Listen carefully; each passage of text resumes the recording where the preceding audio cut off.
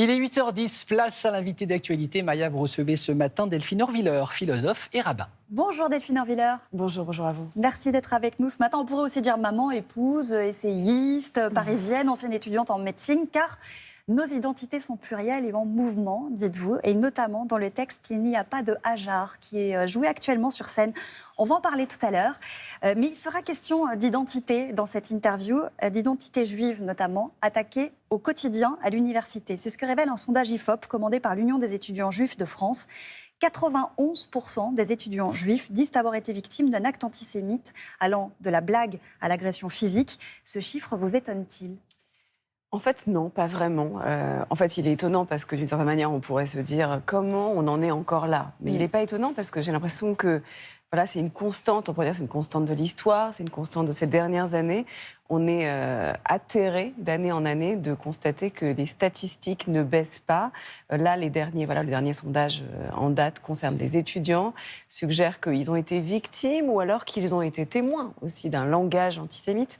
Et donc, ça pose la question pas juste des agressions antisémites, mais de la façon dont ce langage-là est présent dans notre société. Avec, à travers un autre chiffre également, 77% des étudiants de confession ou culture juive trouvent que l'antisémitisme est la discrimination la plus répandue, alors qu'ils sont 28% sur l'ensemble des étudiants.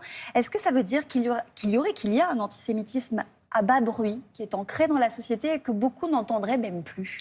Oui, c'est pour ça que je parle volontairement de langage. Il y a beaucoup de gens qui sont persuadés, et d'ailleurs à juste titre, qui se disent « je ne suis pas antisémite ». C'est le cas de beaucoup de gens qui jamais ne se définiraient comme antisémites. Mais c'est intéressant de se poser la question de parfois une langue que l'on parle, des petits mots, des petites résonances. Je vais vous donner un exemple. Voilà, quand par exemple, on se pose la question de à qui la faute ? Quand tout à coup, il y a un discours de déresponsabilité qui fait que subrepticement, on va tout doucement faire porter aux Juifs, c'est une grande constante de l'histoire, la responsabilité de ce qui nous arrive. Vous savez, on a reproché aux Juifs d'être tantôt trop riches, trop pauvres, d'incarner le système, de menacer le système, d'être trop féministes ou trop patriarcaux, d'être révolutionnaires ou au contraire de renforcer le système. On leur a toujours reproché tout et son contraire, parce que dans des contextes différents, c'est eux qu'on accuse très souvent pour se défausser de notre responsabilité.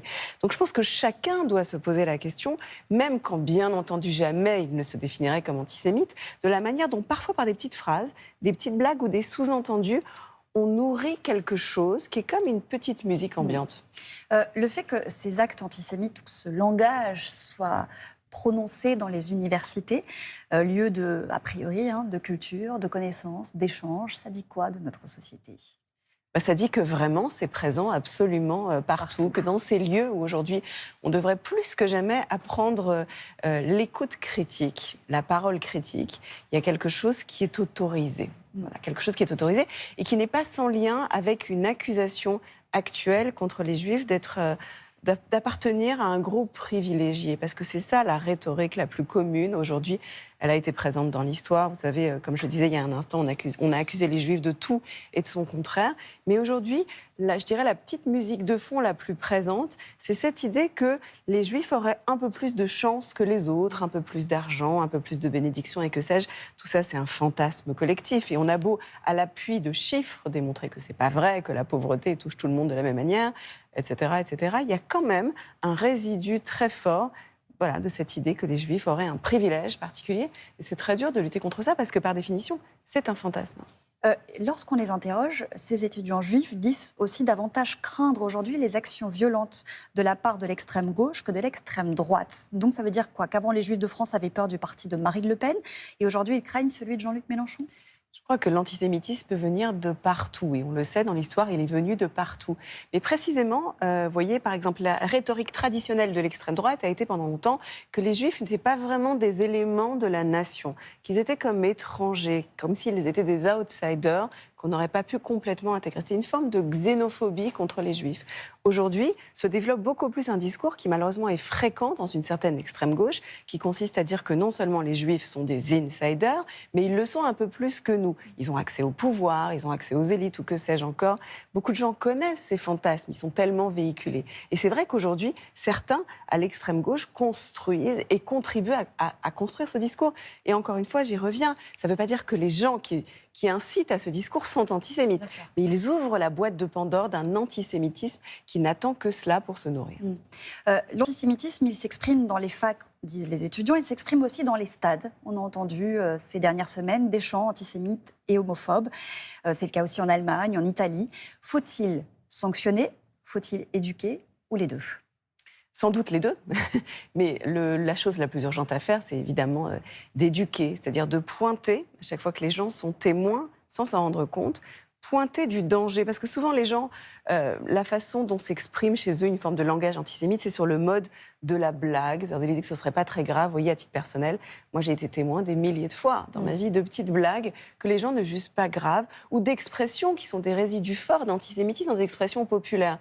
Combien de fois des amis à moi ont témoigné qu'ils entendaient au quotidien des gens qui disent « arrête de faire ton juif, de manger en juif ». Vous savez, toutes ces petites expressions qui sont des résidus dans notre société d'un antisémitisme profond. Mais souvent, les gens, quand ils les énoncent ou les prononcent, n'ont pas l'impression de faire quelque chose de très grave. Et je pense que c'est pour ça qu'il y a une remise en question collective qui passe par l'éducation, mais aussi une sorte d'autocritique sur ce qu'on véhicule dans notre attitude, notre langage, y compris dans des lieux, quotidiens, comme les stades, avec en plus la force de la foule. On sait à quel point la psychologie de la foule est propice à encourager ça.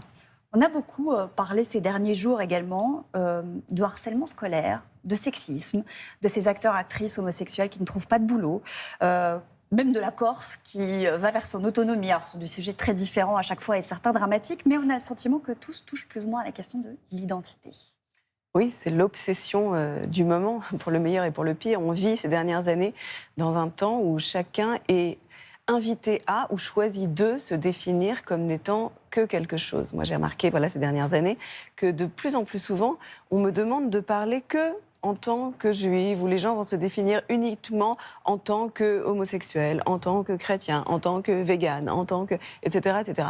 Et c'est assez fou quand on y réfléchit parce que aucune de nos identités n'est monolithique. On est tous des identités composites, millefeuilles. Moi, effectivement, je pourrais me définir de bien des manières pour raconter qui je suis. C'est pour ça que vous dites dans ce texte, il n'y a pas de hasard, monologue contre l'identité, que l'identité, c'est de la merde, c'est une saloperie. Oui, alors c'est le personnage qui dit ça, c'est pas moi. Bien entendu, le personnage que j'ai inventé va très loin dans sa colère et dans sa rage contre l'identité.